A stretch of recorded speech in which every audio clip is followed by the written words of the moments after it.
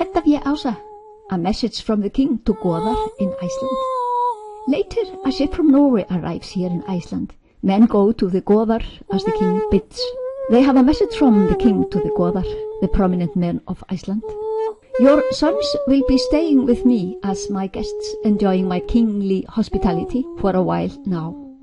Before your sons return home to Iceland, I wish all Icelanders to be turned to Christianity, and have all Icelanders leave and relinquish their heathenry.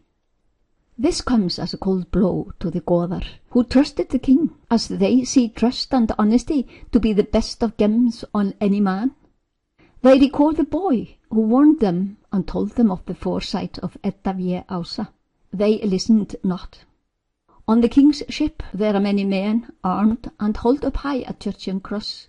Their errand for the king is to turn all Icelanders to his Churchianity.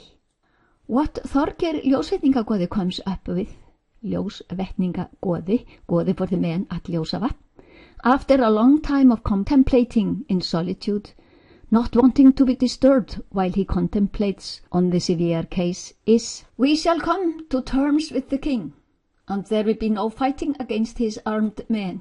We will accept his Roman Church as the official religion in Iceland, and all men will yield to that. But all heathen men will be allowed to, as has always been, have their blót, revere our gods and goddesses, only that will be done in secrecy. We see the wise advice from Þorgeir, but that is not easy. This is the wisest choice in the drastic matter, and so it will be. For the king, the most important thing is to be able to claim Iceland under his church and his crown, not really bothering so much about whether we really understood his Churchianity or not. He will command that churches be built, and shrines and fanes of heathens be burnt and ruined, but what men were thinking will be not so much of his concern.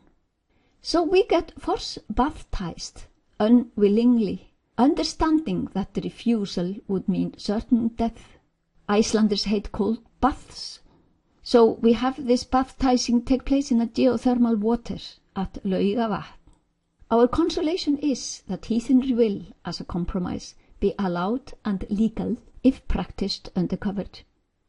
Perhaps heathenry will survive for the next 1,000 years, until the dark ages lose their grip on Europe and Iceland. So it is ever since, from that year 999 Roman era, as it always was from the settlement of Iceland, legal to practice our heathenry and hold blót here in Iceland. But for 1,000 years to come, Churchianity is the official religion.